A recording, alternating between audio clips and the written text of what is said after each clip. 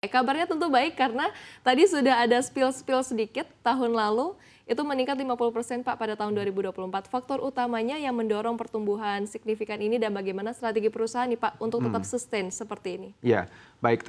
Terima kasih pertanyaannya. Jadi memang satu yang saya bisa sampaikan adalah bahwa transformasi digital ini bukan suatu program yang yang harus dipaksakan, tapi memang sudah suatu menjadi keniscayaan untuk usaha ataupun kita sebagai society untuk bertumbuh dan berkembang.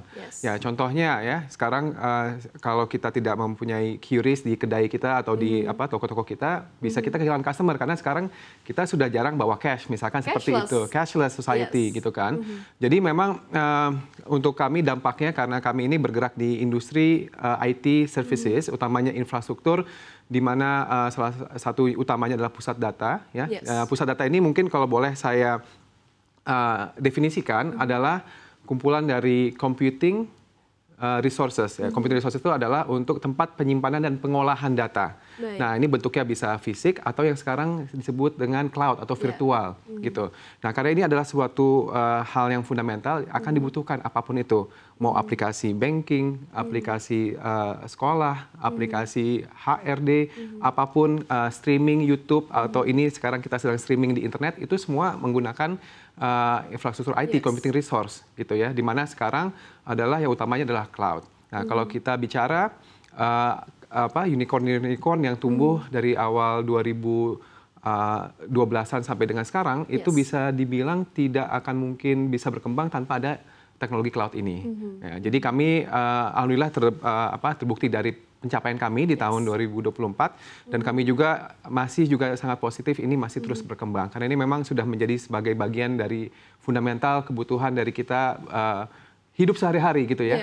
Ya semuanya sekarang sudah bank tadi ya cashless, online pun meeting pun kita sudah banyak yang online dan segala macam. Oke.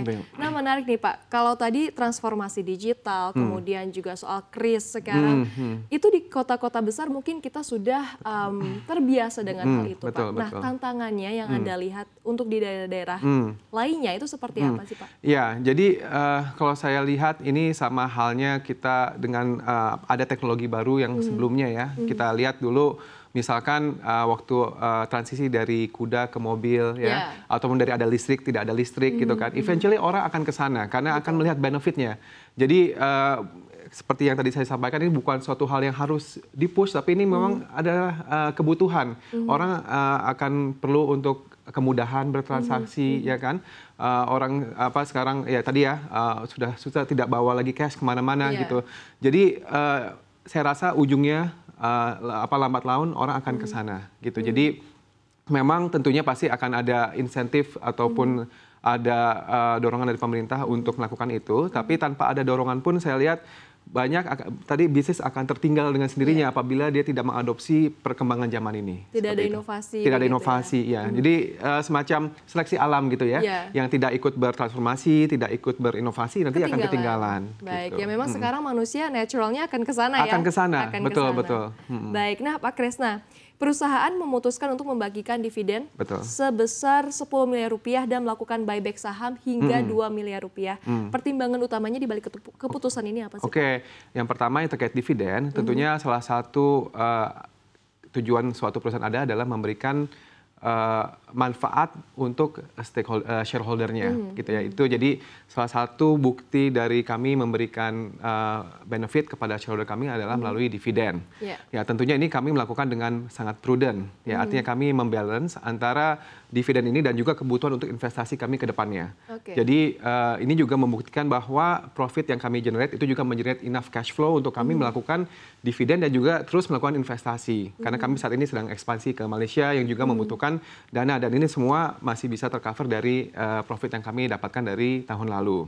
Nah, terkait buyback, memang ini kami rencanakan di tahun lalu ketika saham kami memang di bawah harga IPO. Jadi kami melihat pada saat itu bahwa wah ini kesempatan baik untuk kami membeli dari market untuk tentunya untuk memperbaiki harga saham dan juga untuk memberikan ESOP untuk key personnel di kami. Jadi kami memang sekarang sedang ada program untuk memberikan ESOP dari saham yang di buyback untuk kepada employee kami. Seperti itu. Oke, nah tadi di-spill ekspansi ke Malaysia. Sudah sejauh mana sih Pak? Kemudian juga ke depannya target ekspansinya selain ke Malaysia atau Asia Tenggara, betul. ke negara-negara mana lagi? Iya, baik. Jadi saat ini kami